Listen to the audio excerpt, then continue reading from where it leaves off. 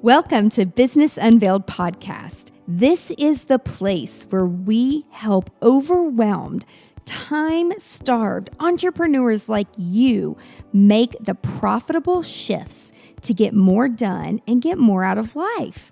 I'm your host, Angela Profit, award-winning 8-figure entrepreneur and CEO. And in every episode of Business Unveiled, I'm bringing you conversations that will give you the expertise and strategies that will scale your team and business so you can get shit done. That's GSD in our world. So get your time back and grow a business that helps you be present in your life. Let's do this, y'all. Hi, y'all. It's Angela. I'm back for another episode of Business Unveiled. And we're going to unveil some really fun stuff today because I'm so excited to bring on another serial entrepreneur who loves opportunities when they present themselves. It's hard. It's never easy. If it was easy, everybody would do it. But we're going to talk about something that I'm super passionate about. And you guys know I'm not a good cook. And I have learned that our guest today is not either. But it's really funny because, like he was saying, he has a platform that helps all of us who really don't know how or don't want to take the time to cook. So I'm excited. Iman, welcome to the show today. Thank you so much for having me. I'm very excited. Super excited for you to be here. I love your story and I love everything that I've read about you. But before we jump off and start talking about hungry, and you guys, if you're hungry, you might want to grab a snack while you're listening or watching the podcast. But just tell us a little bit about your background, because I read some stuff about you, but for those of everybody that's listening and watching, I want them to know like a little bit about your background. If you'll share your journey before the whole pivot thing with the pandemic and what you guys have built, if you can share a little bit about that first. Sure. Uh, I am 34 years old, born and raised in Northern Virginia, DC area. I had a path that I thought I was going to be on. I wanted to be a lawyer. Um, Went to law school, and about 6 months before I graduated, my brother, who is my co-founder in all the companies that we've started, um, came to me with an idea of a mobile app that allows you to essentially report incidents of violence and crime. So if you see something, it was basically an app for see something, say something. One of our friends was one of the survivors of the Virginia Tech shooting, and just the aftermath of that got him thinking. And so 6 months before I graduated, I joined him as the co-founder of the company. Knew nothing about entrepreneurship. Um, we worked out of his garage, literally out of his garage, for a year. No salary, no pay, kind of scary actually. And we then met the right people, brought on some other co-founders who then helped us make some really good decisions and just kind of catapulted the business from there. That business exited, we sold that, and we are now in our second tech venture company called Hungry, about 4 years into the business now. So, what was the whole inspiration behind Hungry and how was it born? I'm assuming that when you and your brother are like, okay, we've built this once and we know we can sell it and exit. So I'm assuming starting a second startup wasn't as scary or risky going into the second one. Is that a right assumption? Maybe. So the first company was called Live Safe. So it was myself, my brother, and a co-founder named Jeff Grass. So the three of us, worked on that business. And then the way that Hungry kind of came about was we were obviously eating lunch at the office every single day. And I have, my background is Persian. We eat a lot of home cooked meals. And the idea was, how do we get all these home chefs, these moms and dads and really good cooks who are cooking meals inside their home? How do we create revenue for them by allowing them to sell their food to people who go to work every single day. So rather than me eating Subway and Panera bread, I would eat authentic Thai food or Persian food or Italian food or Mexican food. So that was the original idea, and totally against the grain. You actually can't sell food out of your home and deliver it to people. Um, but we were like, we're going to do this. This sounds like a great idea, and so um, we left Live Safe one by one, and very scary starting a company again, because you're so far removed from those original entrepreneurial days of starting from scratch, where you're literally thinking, what do we do today? What's next? Where do we start? And what's the name of the company? What's the logo? What is um, so we were in what, year 6 and 7 at Live Safe. So um, but we did it. We were working till 3 in the morning, 4 in the morning, for the first year of this, um, and it was great. We come up with a lot of really really bad ideas and some really really good ones, and the bad ones kind of go away quickly, and the good ones over time stick, and you start to kind of grow and develop and add people, and a lot of positive things started to happen. But that was the original idea around Hungry. We pivoted it from a home cooking model to chefs that work out of these incubator kitchens and these ghost kitchens that are all over the country, and delivering their authentic, delicious meals to offices for corporate catering. So, who knew there was $100 billion corporate catering market annually? Um, and Panera is scooping up most of that revenue. So, Hungry's job was essentially to take that revenue and distribute it to all these independent chefs who were trying to make it. And that's basically the mission of the company. But it's so awesome because it is like so against what it's like you can't cook in your home, and working in hospitality and events for 2 decades, I got into the middle of clients saying like, well, it's going to be like a potluck, or my grandmother's going to make the cake. And like, I had to be the bad news person where I'm like, well, your venue says it has to be a licensed person that has a catering license. And no, you can't just go serve the alcohol. There has to be ABC bartenders. And no, your grandmother cannot make the cake at this particular venue because it's owned by the state, or it's a nonprofit, or there's just a long list of rules that are in place, because if somebody gets sick, somebody sues somebody. I mean, I've seen it all. I feel like Right. I've seen it all. And so I could see where it's like you have this great idea, and then, oh, the rules say we can't do it. But like you said, there are so many people. There's actually even chefs that run some of these catering companies that we've worked with who never actually went to culinary Yeah. school, Yeah. but they still identify and they're like, I'm a chef, I'm an entrepreneur, I started this company, or I started this restaurant. Nobody said that like you have to have like a surgeon, if you're gonna be a head and neck specialist, like you got to do a fellowship and you've got to go to school for 10 years. And in the cooking world, it's not so much about that. Like some of the best cooks and people that call themselves chefs, like they never even went to school for it. It was they grew up around their mother or their grandmother. And talking about Persian food, oh my gosh, the most fun weddings that we used to do, the Persian weddings, and the food and the music and the DJs. Oh my gosh. Like we would fly in famous DJs from DC, like from the Persian community, who were specifically for like Persian parties. And my very first Persian party, people would like, they didn't mean to, but there were tables in the way, and they all just like rushed the dance floor. And like the first 3 tables in the row just like fell, and like all the china goes down and it smashes and breaks, and like they keep dancing. It's like nothing happened. And we're over there like cleaning it up. I'm like, let's move all the tables out of the way. And so what was like the dinner area with the small dance floor became like the entire ballroom was like a dance floor with Awesome. no dinner tables. It was great. You guys know how to party. And the food is incredible. It's a huge part of the culture.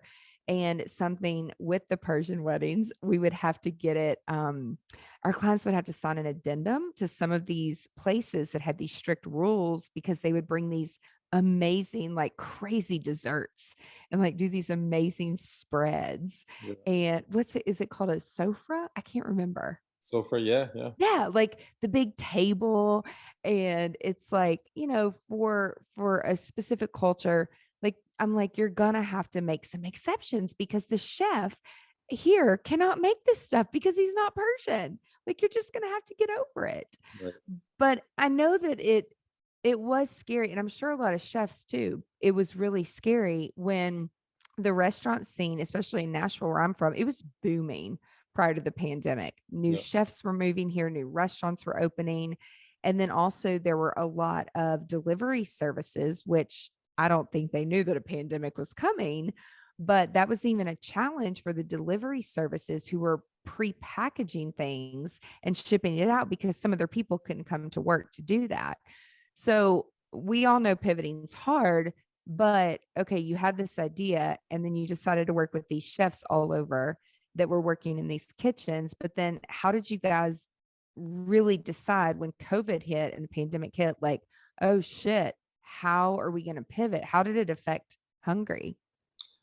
So I'll take a quick step back and just share. Not only so, Hungry is a venture-backed business, so we had been raising money from institutional investors to the tune of $30 million over how many years? Over like 3 years, and Wow. in that group of investors, we were very blessed to have lots of celebrities also investing. Jay Z put in millions. Usher, Kevin Hart. There's NFL players and Dominican Sue and Todd Gurley, and so we were very attractive to the celebrity kind of elite who wanted to get into helping, using their money to obviously um, grow their wealth, but in doing so, helping a community, for example, chefs who Mm-hmm. naturally disadvantaged in that it's not a level playing field for them. Most chefs will not make it past 60K a year annually, and they work crazy hours. And so, what had just happened right before the pandemic was we had just closed on our Series B fundraise. We had raised, something close to $20 million, and the story was we were going to take this money and basically launch in 24 cities in 2 years. So a city per month, basically. Mm-hmm. And at that time, we were, I believe, in 5 or 6 cities. We were growing revenue. The company was growing. There was a lot of excitement around Hungry. Um, Yet our single source of revenue came from offices. Like that's it. 100% of Hungry's revenue comes from offices and nothing else. Oh And, my and gosh. yeah, and so we had just raised the money about a couple weeks right before the pandemic hit, with the story being we're going to basically, world domination in a good way. We're going to help chefs Yeah. across the country make a ton of money. And by the way, chefs on the Hungry platform were making upwards of 10, 20, $30,000 a month. That's incredible. So, um, so the pressure that was, that we had taken on when the pandemic hit and the revenue source completely dried up in like 2 weeks. Um, so here we are, sitting at a table. We had just raised $20 million. We've got all these employees and all these cities that we're in, and our single source of revenue totally eliminated. So what that means is the business now has a crazy high burn rate. You're basically all the employees and the offices and all the bills and everything that you have to pay for is no longer being paid for by the clients that you have because that revenue source is gone. So if you remember during the early days of the pandemic, most companies quickly furloughed Mm. almost everyone. This Yep. goes every industry: tech, restaurants, hospitality. I remember watching the jobs report, and every week it was like another million people were laid off, another million people were laid off. We decided to take kind of a different radical approach, and not only not let anyone go, but like let's double down and reinvest in the people that we have, um, and hopefully figure out what we can do that allows us to survive. We were in total survival mode at that point. Um, and our investors were nervous. There's a lot of, they had just written checks of 1 million, 2 million, 5 million. So a lot of people, are wondering what's going to happen to, and rightfully so, right? Um, and we had, we're very lucky to have some very smart employees in our company, who came up with some brilliant ideas during the pandemic. Um, Two of them, both females on our team, both super smart, very, just strategic thinkers, um, came up with two ideas that helped us, totally catapult the business. One was what we now call the virtual experience. So basically taking all of our chefs, the talented, the ones who are very outgoing and they can put on a show, put them on Zoom and have them teach employees of Microsoft and Apple and Google and Amazon how to cook delicious meals at home because everyone's stuck at home. But to make it interesting, let's also send people these kits that have the dry goods and the knives and the cutting boards and the cups and the different parts and pieces. Let's have that delivered to the employees' homes so that they can. It's a very immersive experience. We were the only ones in the country that were doing this, where we would send these kits. Everyone was jumping online, right? Everything became virtual, but no one was actually producing these kits and then shipping it out. It was in about 60 days, we set up this massive factory at our headquarters. So this tech headquarters, we moved all this tables, got rid of everything, and all of our catering captains turned into these workers who would come in and help us assemble these kits. Um, and all of us would, frankly, everyone would die. We all got in and to help out. Teamwork. Teamwork. You're just trying to figure out what's going to work. And the incredible thing was companies wanted to spend on their employees. They wanted to keep morale high, so they were using Hungry's virtual experience as a tool to keep people not just engaged but having fun. So we went from zero to doing over $1.5 million a month in like 4 months. Um, Totally new business, started from scratch. We knew nothing about this industry of basically corporate gifting. Um, and the sales team pivoted. The operations team had to totally do an overhaul.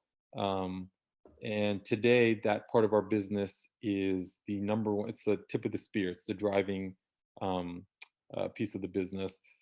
Another thing that we started doing was deliveries for those who need help. So the government of different states called on Hungary to, hey, can you deliver food to 1 million people who are stuck in their homes and they used to get meals from the YMCA or from their local school.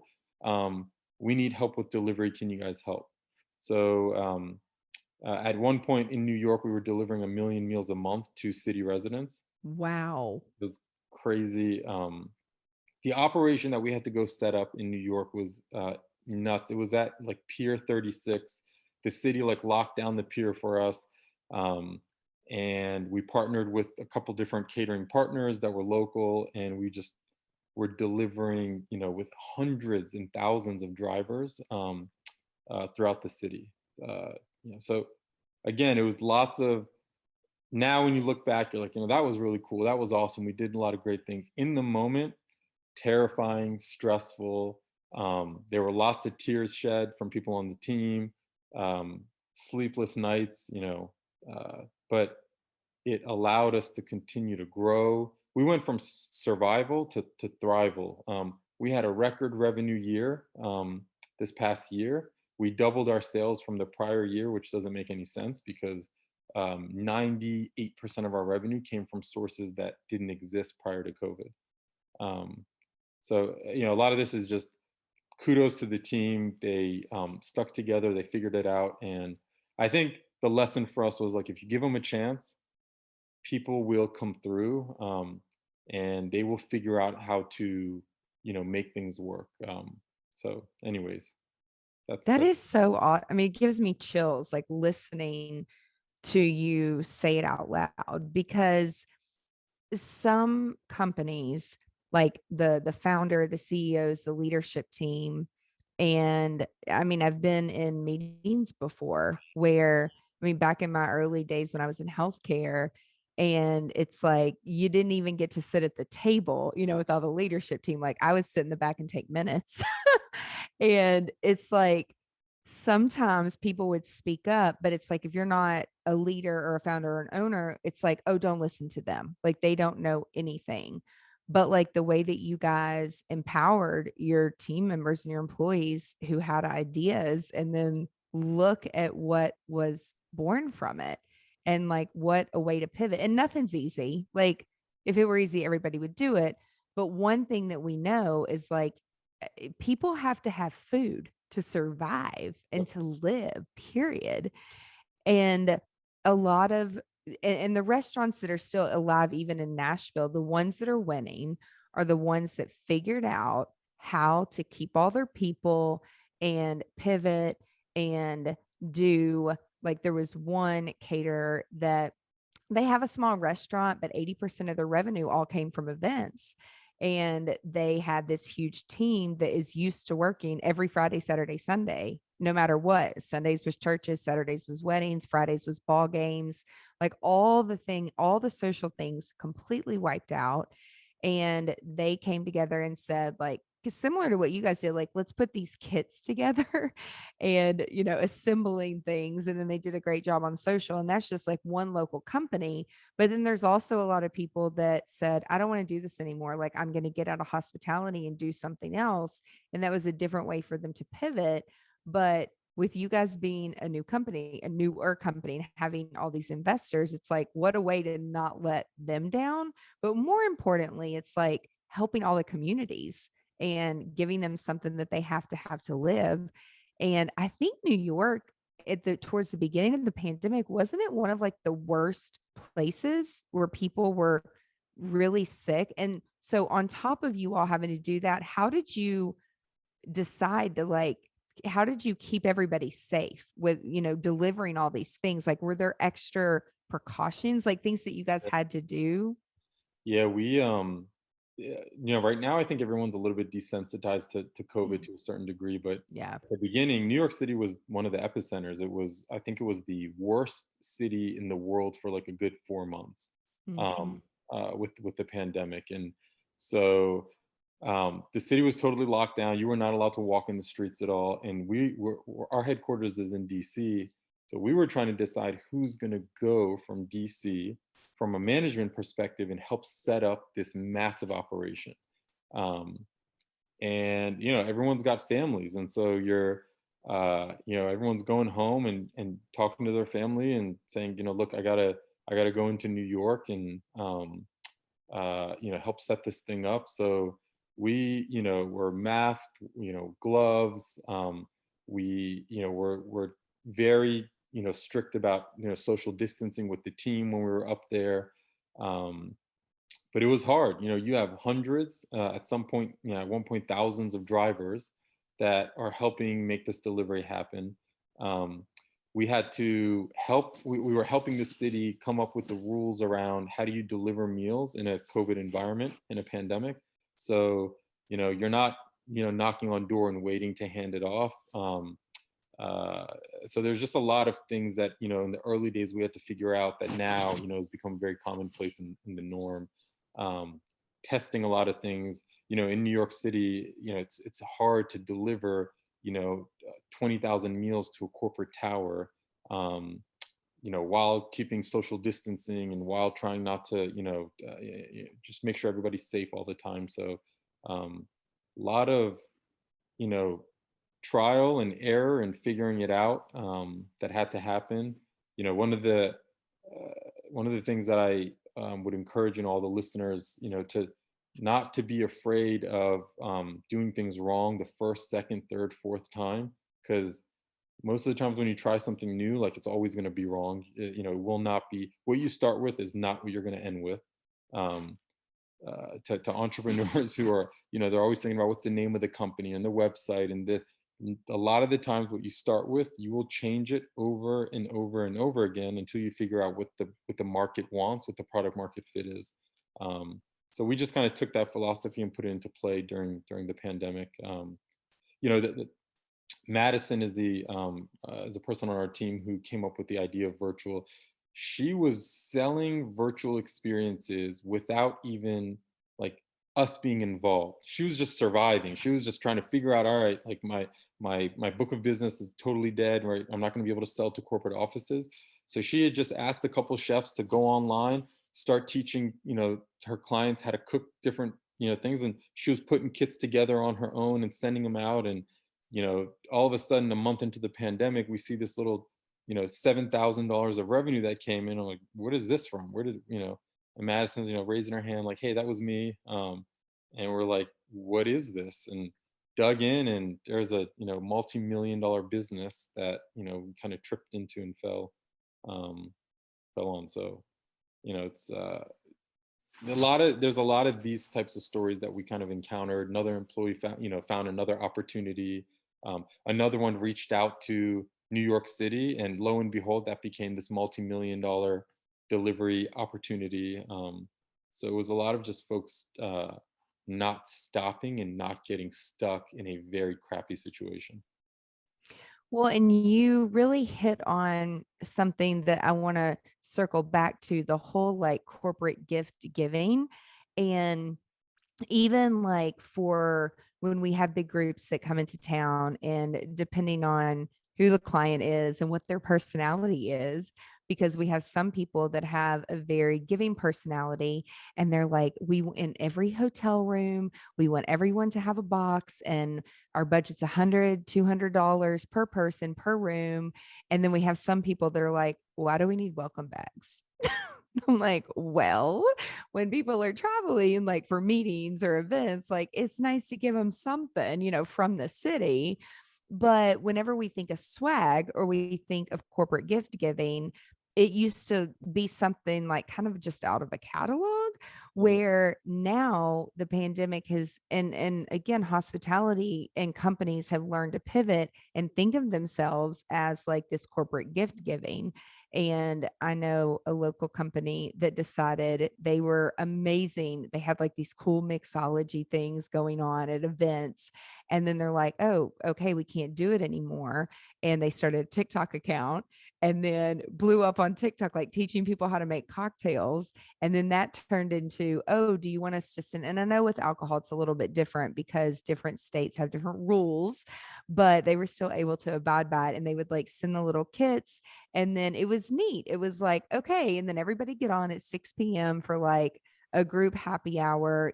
These are some different organizations that I was in, but I know that companies were doing it too. I know my mom's company, instead of giving people the t-shirts and the stuff, the water bottles that we usually get, they were doing this type of thing so that everybody could get on and involve like the whole family, which I think really brought companies and brought coworkers a lot closer together, because people actually got to see like inside of other people's homes, and they're like, oh, that's your dog and that's your kid. And I don't know, like I think so much good has come out of it. The people that harp on like the negativity and the bad stuff, I'm like, well, a lot of good things come out of some tragedies. And when you don't, the thing is, a lot of us that own businesses, none of us knew what the hell to do.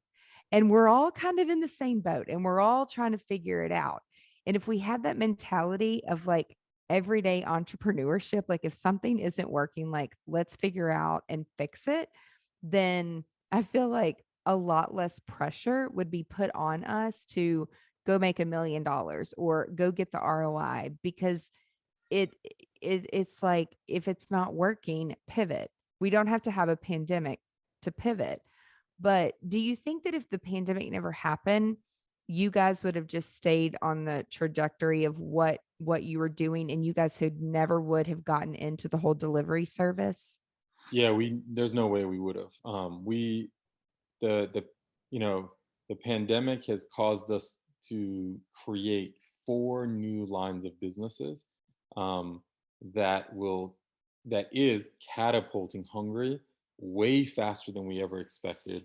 Um, and it's funny. I was talking to Jeff yesterday, my co-founder, and we were like, "Look, the pandemic was super crappy in the first few months for everyone across the board, um, and everyone's figuring out, like, what do you do? Do you continue to do what you're doing? Do you switch jobs? Do how do you support your family? All these different things go through your mind, but after all of this, there's a lot of businesses that were able to um, pivot and create and pivot and innovate, and um, a lot of new things have now, you know, uh, been created for this, for our society, country, world, that didn't exist before.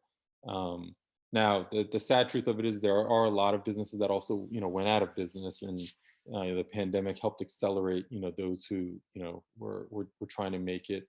Um, but lots of good also can come from a really, really bad situation, and this was one of them. And um, I think there's a little bit of luck, a lot of hustle, and we have a very good investor group that kind of stuck by us the whole time.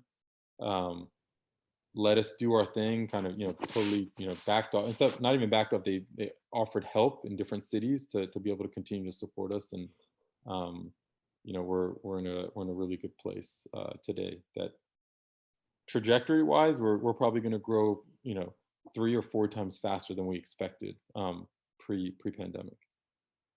Which is awesome. So I have a couple more questions. Like, so when a city hires you guys to do this, and I'm assuming like you didn't have hundreds of drivers lined up, like, did you all partner with, like, I know in every corner on New York, it's easy to get a cab. So did y'all partner with taxi drivers that couldn't take people, or like how did you attack the whole thing of like, oh my god, we have to hire all these drivers? How did you guys do that in New York? We would, so when we first did it in New York, we essentially had to create the playbook to then, if you can do it in New York, you can do it anywhere. And so we staffed up a hiring team of about 10, whose sole job was every city we were awarded, these contracts to go in and do the delivery. Within 2 weeks, they would staff up to a minimum of like 50 drivers. And over the course of a month, we could get it to a couple hundred drivers. These are people who were screened, trained, background checks, totally qualified. So it was a machine that we had essentially set up, through New York, building it, and then we were able to apply it to the rest of the country.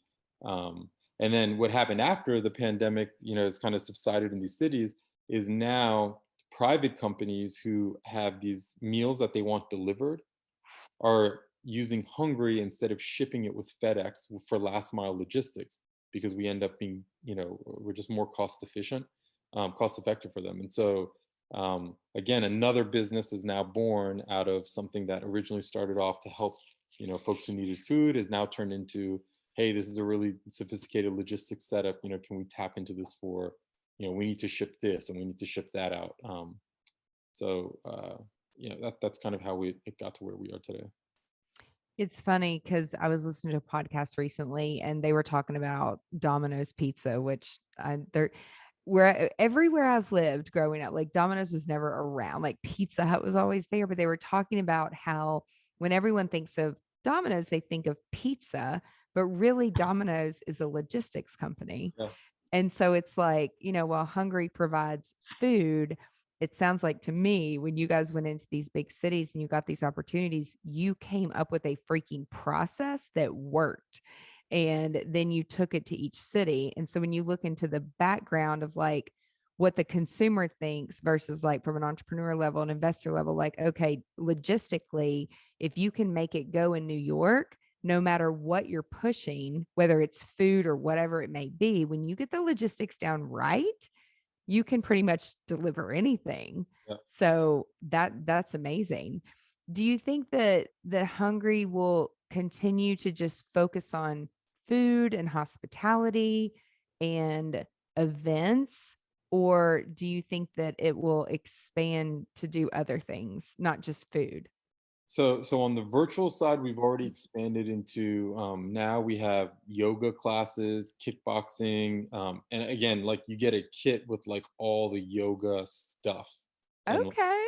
kickboxing gloves and like water bottles and food that is good for it's we've started expanding outside of just food and gone into more food and employee wellness. Um, on the other side of the company, we're going deeper into food. So, um, pop-up restaurants in these corporate buildings, corporate catering, events coming back. Live events is coming back, and so we're replacing, uh, you know, in corporate tower cafeterias with our chefs. Today, it's an Indian chef, then it's a Persian chef, an Italian chef. So you're switching up the cuisines by switching up the chefs, um, versus just kind of having a stagnant menu every day for everybody to go through. So it's just using the power of the platform to solve different food needs throughout, the corporate food sector. And then virtual is kind of this beast on its own that's just running fast, and no clue how it's gonna turn out. We just Right now we offer, I think, 35 or 40 different experiences, and so companies literally are booking out for 12 months, an experience a month for their employees, or some are doing it for their clients. They want to impress their clients, so you can't take someone to a basketball game anymore, or on a cruise, or the different ways people used to schmooze. So now they're booking these hungry virtual experiences, and everyone's having fun, and you get a gift at home. So it's a lot going on there. That's awesome. So if people want to, if anyone listening like wants to go through this experience, what's the best way? Go to the website? Is there an app? Like what's the whole customer user experience? If they go to tryhungry.com, there's a link at the top to, if you want to try a virtual experience, and from there you'll see all the experiences, and you can go ahead and book right on the website.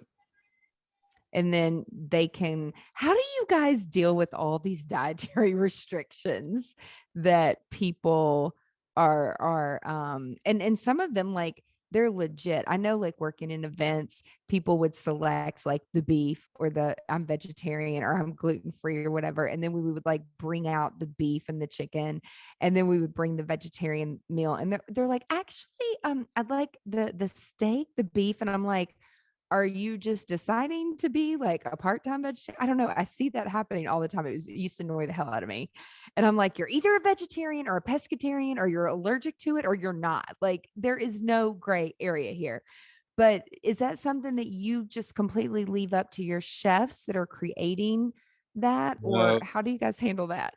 so when we were doing corporate catering in high volume, the beauty of working with independent chefs was they for a chef to join our platform, they would have to adhere to the hungry rules. And part of that is, if you have people that have dietary restrictions, you'd have to, as a chef, they would put that person's meal in a separate, biodegradable container, whereas everyone else's food is in pans. So like Mhm. lasagna, pan, pan, pan, pan, but the 10 people that need it to be either gluten free or can't have this in it or that, and then they would put the person's name on it as well. So it just makes it very easy for that employee to participate in the group eating and the communal eating, but also get their dietary needs totally handled in a safe way. So that's how we handled it, prior to the pandemic, and post pandemic is what we're going to be doing as catering comes back on. But yes, lots of dietary restrictions out there, and folks are picky these days, and so you have to be able to adapt to what the needs of the consumers are. Exactly. Like, you have to. But that's great. Like, to keep everything separate. And then My last question is like from a growth perspective, like during the pandemic, because I know like making sales calls and things like that just kind of went away.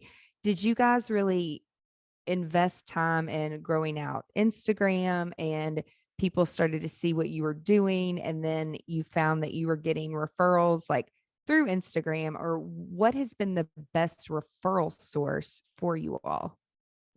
So our so pre-pandemic, our clients, office admins, EAs, and companies that were ordering from us would be our best source for referrals. And they were like, "Hey, you're delivering food to us on floor 4. Have you seen, Microsoft's on number 6? Google's on number 8. Have you guys gone up and talked with them?" Um, so that was pre-pandemic, a lot of just word of mouth.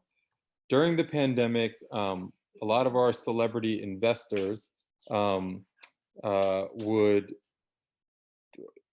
they wanted to donate food to certain areas that was important to them, and Mhm. so they would go on Instagram and post about Hungry. So Kevin Hart did this a couple times, and he's got over 100 million followers. So Wow. he posted on his Instagram, Hungry and I have joined forces to donate food to Philadelphia, and we would deliver, thousands, hundreds of thousands, meals to different people. Um, so a lot of our, Todd Gurley did that for folks in his hometown. So they would, through goodwill, um, promote Hungry on their social platforms, and we were just delivering food from chefs to folks that needed it. Um, so that helped get the word out on a national scale about what is Hungry and who we are. And right now we get a lot of business referrals through virtual experience. So folks will come on the virtual experience, they'll have such a great time, and a lot of them are from different companies, and then they'll go back and then they'll tell their company like, let's do this, let's do this. So we've been growing quickly just through word of mouth on the virtual side.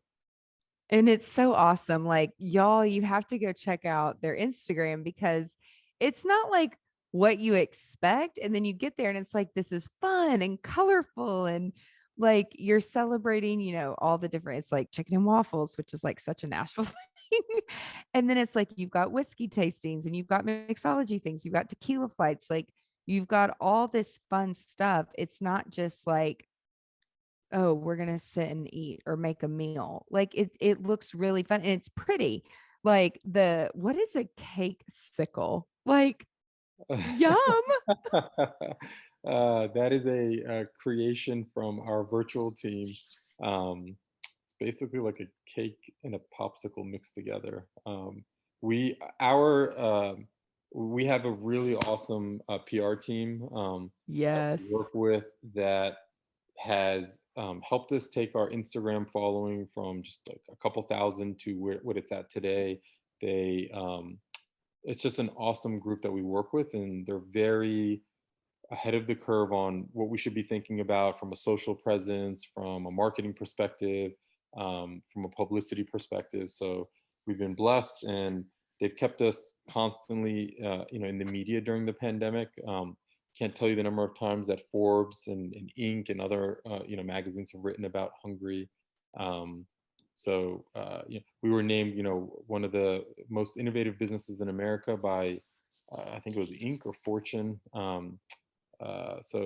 They've just done a great job of keeping us very relevant, in a world where there's lots of other things that the media is focused on. Which is awesome. And so it's like I'm looking and I'm like, okay, what are the boxing gloves? And then when I asked, like, are you guys going to be doing other things like logistically? And you're like, yeah, the kickboxing and the yoga. And I'm like, that's what that is. Yeah. Because I mean, it's so genius to like people pay for convenience too.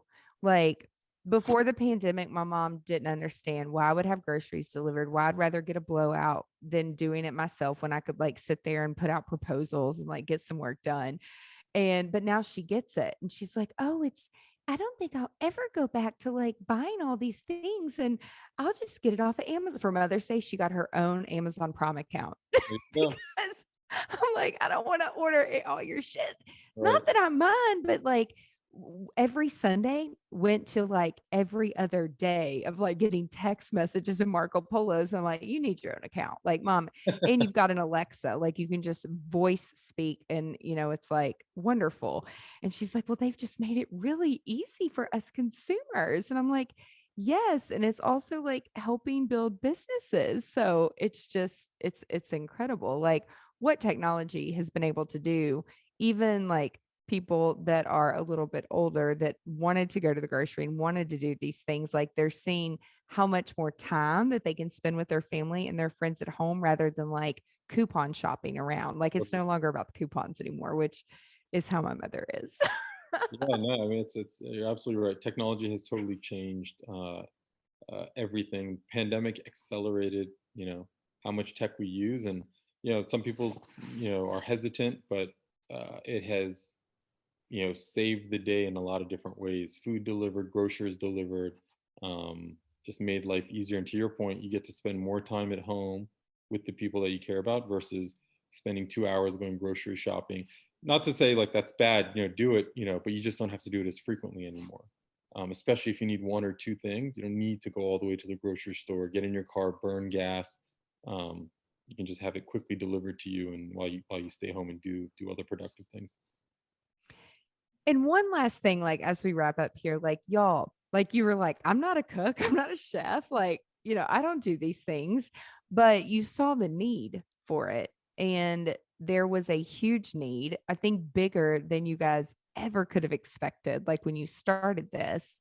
So just because you're not certified or you don't have the degree or you're a chef, like if you believe in it and you are able to get the right partners, because it's hard to do these things alone. Like you've got to lean on partnerships and like you said, co-founders, and we work with a lot of family. I was in a family business. And so it's like you've got to lean on other people to help you get there. And it's like not every story is a success story, and the shit's hard, but how you guys really took and saw the need and then ran with it is just incredible. Like congratulations on everything that you guys have done. I totally appreciate it. And biggest advice to any entrepreneur is, go find a co-founder.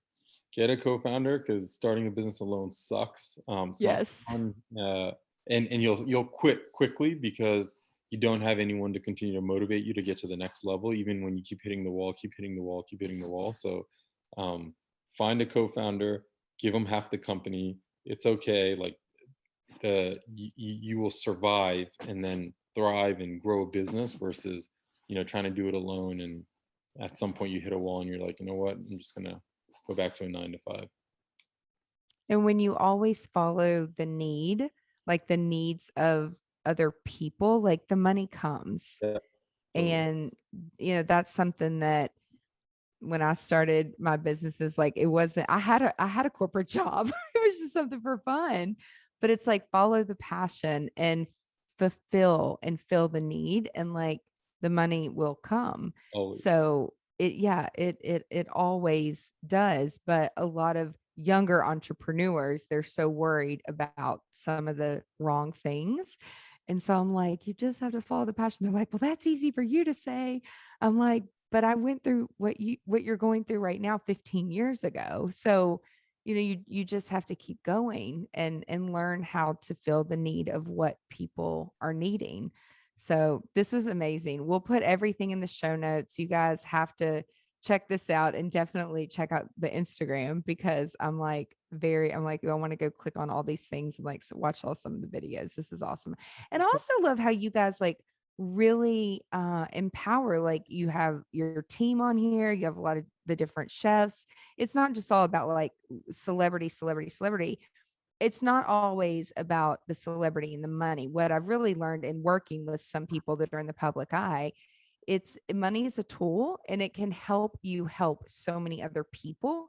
And so the generosity that some of these people have, they're feeding their towns and the cities where they're from, like you said, what's important to them is just, I mean, it's just next level. Like it's so awesome, like how you guys, you do have a really good team. I love how they've like put everything together, and they don't make it just about food.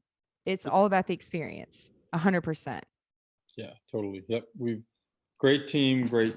And the focus is all on the team for us. Super flat organization, and hope that everyone on the team feels very much like they are, at the decision-making table, because we've been running the company like that. So hopefully this continues to work for us. It has in the past, and don't see why it shouldn't in the future. It's awesome. Well, guys, you got to go check it out. And now I'm hungry, but I have to get to my next podcast and then I'll get to eat something. So thank you so much for your time today. I'm so incredibly excited and honored that you took time to be here today and share your story today. Thank you, Angela. Thanks, everyone. And everybody that's listening or watching, be sure to tune in next week to another episode of Business Unveiled. Bye, y'all. That's it for this week's episode of Business Unveiled. Now that you have all the tools that you need to conquer the world and GSD, get shit done, would you share this with your friends and fellow business leaders? One thing that would really, really help us and help new listeners is for you to rate the show and leave a comment in Apple Podcast, Spotify, Stitcher, or wherever you tune in and listen to Business Unveiled. You can check out the show notes at angelaprofit.com/podcast and link up with us on social media so you can share your biggest insights. And I want to know your aha moments. Until next week, remember, the profitable shifts and structures you're creating in your business help you be more present in your life. So get out there and GSD.